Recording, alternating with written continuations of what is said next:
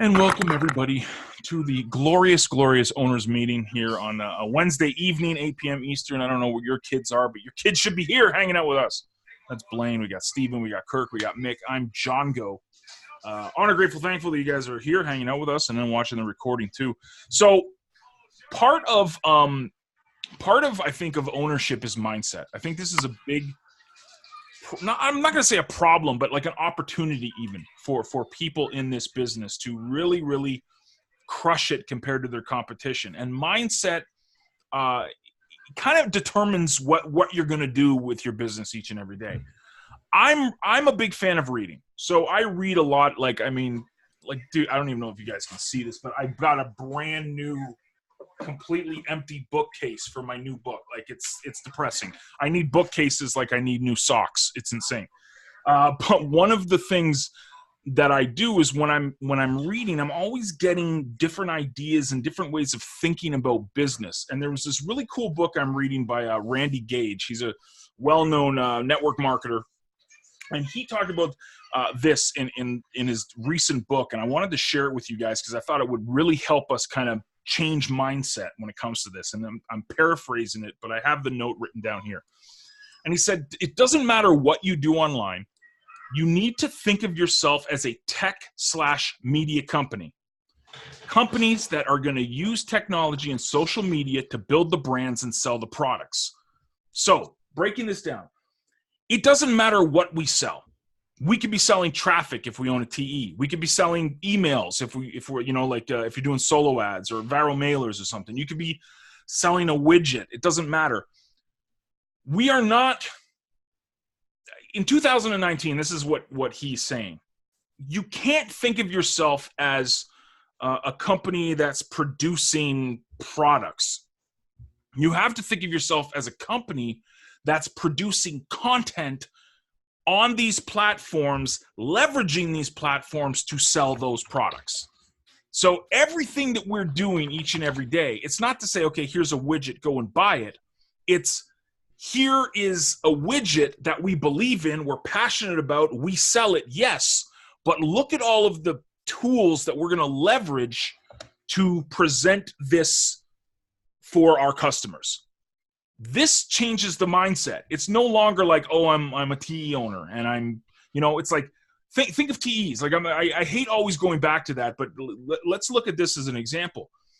TEs were notorious for not adopting social media. There's some people to this day, I'm sure you guys have frequented a lot of the groups in there, but some of these people refuse to use Telegram. They refuse. They're like, oh, I've got Skype, and they're like a stick in the mud, and I'm not going to use new technology. Why would I move towards new technology being in a technology space? Makes no sense, right? I mean, why would you want to adopt new tech? But this is the mindset. The problem with, I think, program owners as a whole is that we don't think of ourselves as tech and media companies. We think of ourselves as a company selling a widget. And your marketing and advertising should be front and center to sell that widget. But we need more people adopting the technology and the social media potential and leverage that is available to all of us to sell these widgets more effectively. So this is what I'm thinking. And this is, Blaine might shake his head and go, John's totally on drugs right now. But the way that I'm thinking, CTP and everything that New Fire is doing, our job description shouldn't be, hey, go and create an awesome widget. That should be given. That should be a given. We should always have great products, and we should always, as a company online, strive to be better than we were the day before. But our job now is to leverage the social media tools, leverage the new technology that's out there to present these better widgets to more people. That is our goal. Our goal is to become a tech/media company that's leveraging all these tools, and it's not like this is like, new information for anybody. I just think it's a mindset change. It's a change in how we view ourselves, because a lot of people say, hey, I'm a program owner, but they don't have a Facebook group.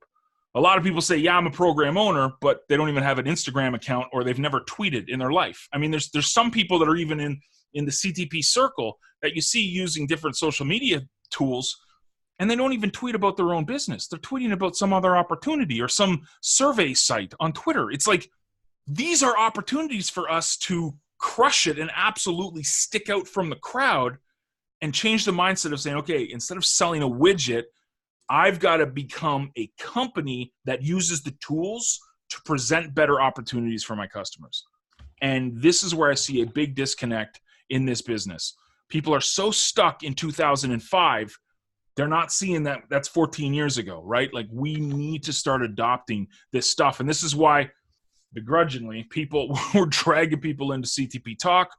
We're dragging people into blockchain stuff because this is where it's going. So if we are tech and media companies, we've got to see proactively where this stuff is going. Not like, 10 years down the road, maybe I should start using Twitter or maybe I should look into Bitcoin. Like, now is the time. So that's kind of what I wanted to discuss today. I'm doing the book review of this Randy Gage book on Friday, so there will be the book review for it.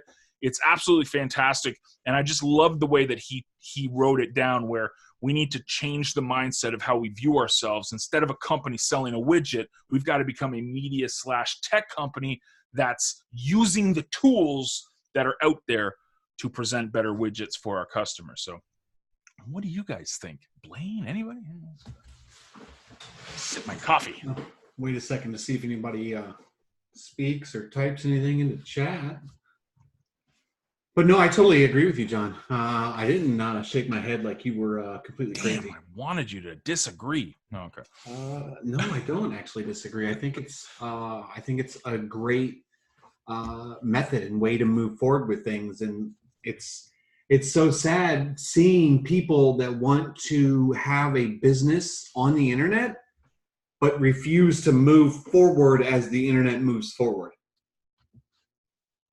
So that'd be like a newspaper company refusing to go online because that's the new form of media. Right. Well, that's the thing. Like, this is, like, no matter whatever anybody is selling here or watching the video, the recording of this, it's all online, right? It's digital. It's all digital. So we need to be more proactive in digital spaces. You know what I mean? Like, we're not selling brick and mortar stuff here. This is a digital product. Like, you guys, if you upgrade at CTP or you buy a promo, it's not like me and Blaine have little elves in the back room creating this stuff. It's digital, right? So if we are a digital company, we need to be in digital spaces. And I see Mick just said here, the problem with Facebook groups is that you don't own the group. Facebook does. Absolutely. Absolutely. That's, again, why I'm a fan of something like Steam and the communities and the different applications that are on something like Steam. But that being said, just polling our members the past couple of weeks, the biggest chunk of people voted Facebook is where they congregate. So yeah, you know, you never know with Facebook, right? So you don't put all your eggs in one basket. And that's why I believe in blockchain and decentralization with that. But at the same time, I know a big chunk of our customers and customers in each of our businesses congregate in Facebook. That's where they are. So I need to go where they're at. And for engagement and interaction and stuff, when I put a post on Twitter, Facebook, or Instagram, it's always Facebook that gets the most interaction. So I completely agree with you on that, Nick. That's the truth. But you can use Facebook and Facebook groups and everything that Facebook has to offer as part of your funnel, right? So you've got the social media piece, which is the very, very top of your funnel. That's what feeds everything into your funnel, right?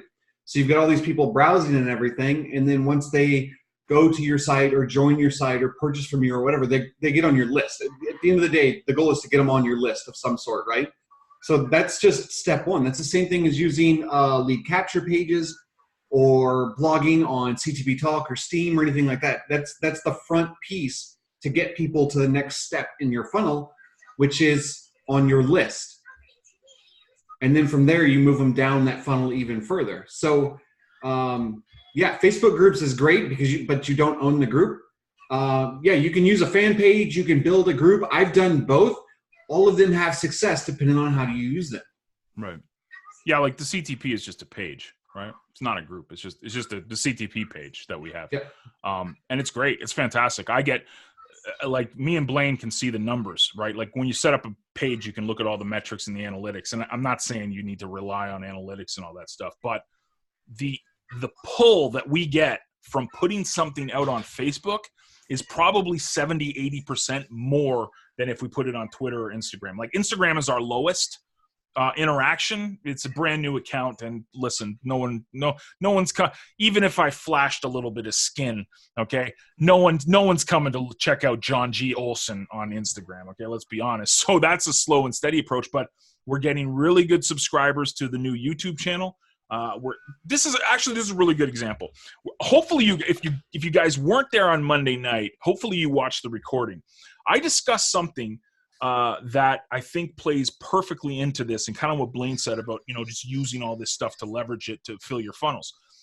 Russell Brunson is one of probably the biggest internet marketer on the planet right now. He's one of the most successful guys. .com secrets, ClickFunnels. I mean, you name it. This guy everything he touches is gold. I remember when we brought him to Focus for the Future seminars back in like mid-2000s, and he was up on stage and he was presenting. And this is when he just launched his potato gun thing. I mean, this is internet marketing lore, right? But he said something on stage that resonated with me to this day. And he talked about what he called affiliate landmines. Now, you gotta bear with me here, because it's a gruesome thought when you understand what a landmine is. But the way he structured it made a whole lot of sense. So in war times, right, armies and military would plant landmines, all over the battlefield. They'd get forgotten about, and then some poor sap is walking their dog and they step on a landmine and the dog is, sent up in two different pieces. So that's really gruesome. But now what he said is take that landmine idea of planting these little mines, affiliate landmines everywhere. So this could be a page on Facebook, email marketing list that you started, a squeeze page, a recommendation on one of your autoresponder series, Twitter tweet, an Instagram picture. Putting all of this stuff out there, always linking back to your funnel. So always pulling people back to joining your list, joining your program, taking that, putting them out everywhere, and then sitting on it. And literally and this was Russell's point. You do this stuff and you do it consistently each and every day. This is why we're big fans of content creation, because you're going to have a track record of creating content over months and months and months and months and months and months, if not years. But eventually what's going to happen is you don't know who is looking out there. It's a big, big interweb out there, right? So someone comes along, they see a post that, Stephen made on CTP Talk in October of 2019, but it's January 2021. All of a sudden, that link points to Stephen's business. Now, not only does that person join the business, but they loved what they saw from Stephen's post. Now, all of a sudden, Stephen's got an upgraded member. He's got a loyal member, a potential customer for life. And all of this took place because of all the affiliate landmines that were placed out there. So how do I tie this together? My suggestion is to remember what we're doing here. We want to think of ourselves as a media company. We want to think of ourselves as a tech company. Start planting these landmines everywhere. Start planting them through all of the different social media tools. Start posting regularly to a blog. Start sending emails. Start setting up email series that have like 30-day series where you can stretch it out for an entire month, and just continue to produce content, because now remember, we're thinking of ourselves as a media company. So our job every day is to create media, create these affiliate landmines or potential lead capture page generators out there. And what will happen, right? If you have 2 years of a track record of creating content as a media company, that's powerful. To me, that's just, and none of this stuff costs money. I mean, this is the best thing. Like, you can start up a fan page on Facebook for free. You can get started on CTP Talk basically for free and even get paid along the way. I mean, there's so many ways to get your message out there to the masses. You know, like you don't have to stick banners up anymore 24/7, right? But there's nothing wrong with that. That's another affiliate landmine. So this is kind of the lesson for tonight that I really wanted to share with you guys was we got to have the mindset. We got to change the mindset that we're not just selling widgets. We've got to create the content that attracts people to the widgets. Okay, well, let's start putting these pieces of content everywhere we can, namely social media. That would be my recommendation. I just talked a whole lot there, and I'll let Blaine talk now, or anybody else. I agree. The only comment that I would say to add on to that is whatever we're selling, it doesn't matter A, B, C, or D. Always focus on if you own a site or anything like that. Always focus it on what you're selling, right? Don't offer 3,000 other things. If I wanted to sell skateboards and build my business selling skateboards, I'm not going to start selling pumpkin pies. Right? Because I want to focus on the skateboards. I want to focus on that one specific niche. If I want to sell cat food, I'm going to focus on cat food and not start selling bottles of water. It always comes back to cat food, man. Because the chat always goes back to cats. So, so yeah, I mean, that's my biggest thing. Focus on what your site does. Right. And this is another thing. I mean, this is beautiful. I mean, a lot of you guys own traffic generating sites in one form or another. So this is where if let's say I was starting up a new site similar to your guys. What I would do for this would be my game plan setting up an autoresponder series. I would go and find tools. Evergreen tools would be definitely a start, but tools that match my product, right? So what do I need if, you do a little mind map here, a little, person self-analyzing, analyzing. Geez, I can't even speak. But you can do kind of like this. What kind of products will really cater to my audience, right? Again, it's not talking cat treats and then selling bottled water.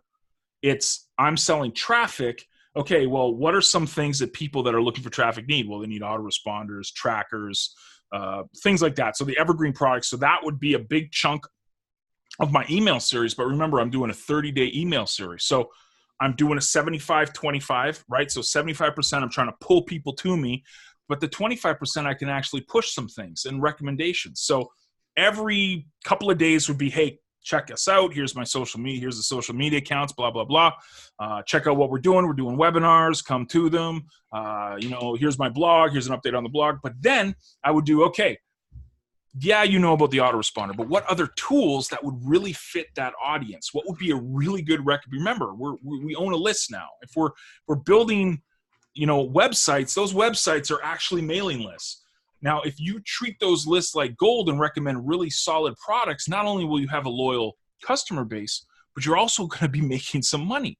And that's, again, what we're here for. I mean, we want to provide massive value, but at the same time, we still want to produce some income. And it doesn't have to be where you're pushing the latest, greatest, or like we were saying before we press record. Join this, and then $1,500 later, you'll make $5 million. I mean, nothing like that, but products that are they're perfect for your audience. So really check, do some analyzing of what kind of products people are promoting, what kind of products do people seem to enjoy the most, and then tailor make your autoresponder series to cater to that market with a 30-day series. It doesn't have to be 30 emails. It could be, 10 emails spread over 30 days. But creating a series that talks about the evergreen products and the products they're going to need, but also recommends some products for people to really get into to help their journey as well and get better results. That's what I would do if I was in the traffic generating business. I would definitely set up my autoresponder series to do that.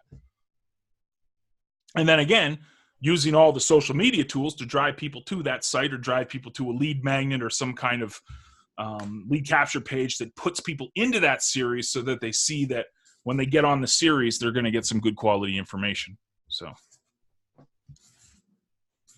definitely be doing that. That would be my recommendation. And it doesn't cost any money. This is literally just writing, you know, and it doesn't need to be War and Peace. Doesn't need to be a Pulitzer Prize, you know, a nugget. That's good. It's good. I didn't have to bring it up because mine's all shiny and glossy. Papers like John does. I just have McDonald's napkins. Yeah, I'm super duper nerdy. I like laminate everything. We're a completely paperless house, so I don't have paper. You're a paperless house, huh? Eh. I'm not. I'm paper everywhere. It's pretty bad. Anyways, hopefully that was good information for you guys. I hope you really take some action with that and set up these email series and think of yourself again as a media company more than just a company that sells a widget.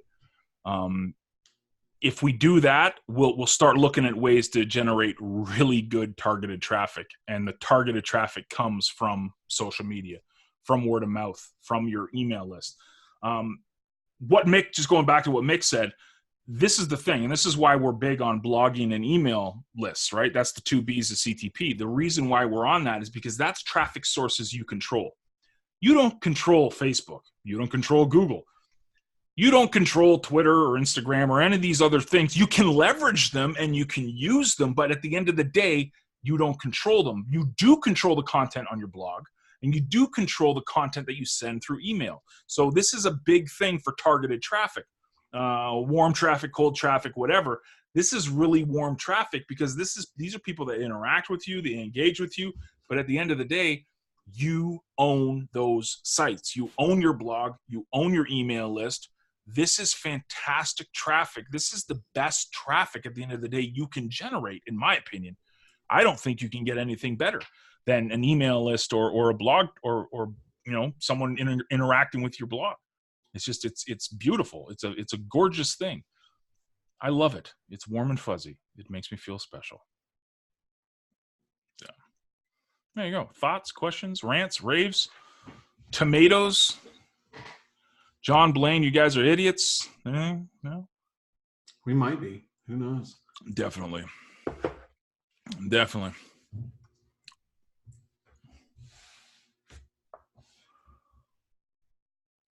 No?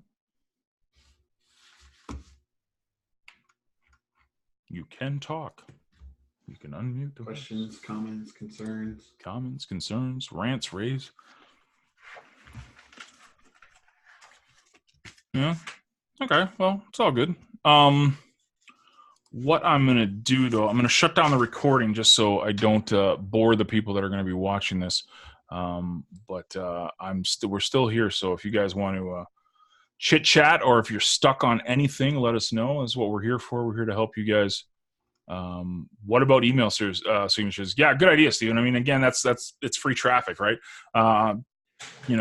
10 years ago, people said, oh, email signatures are a must, and they still are. I mean, I set up my Gmail account. If I'm sending personal emails to people, it's always got a signature in it. Those can be very, very great. They can be fantastic for lead magnets and lead capture pages. So this is what I would do.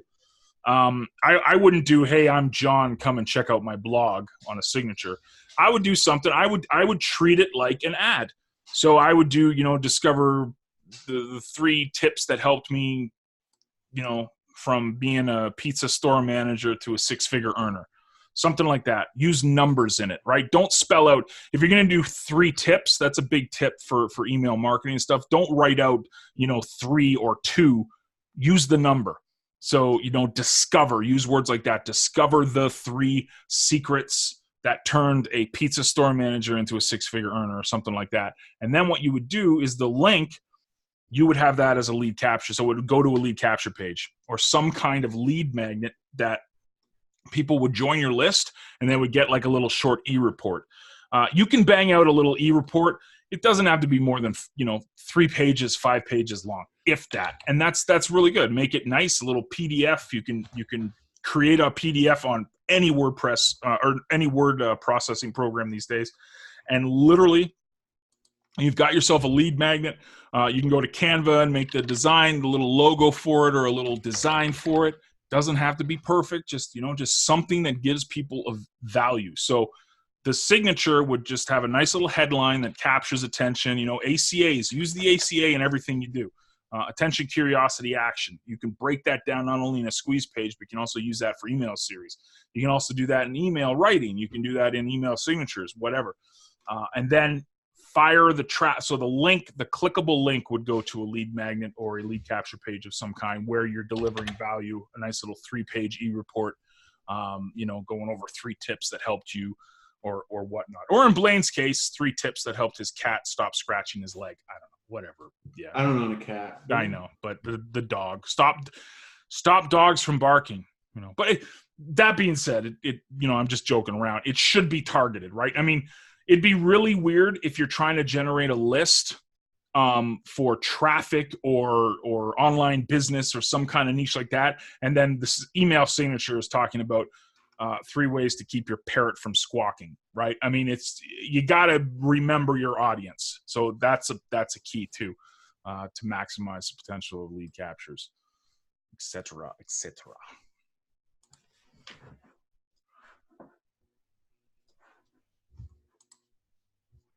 Cool. And we've got cool. Well, I'll stop the recording because again, I don't want to keep people on the YouTubes. The YouTube people don't like long videos, so I'll keep this one. So I'll stop the recording. But if you have any questions, let us know.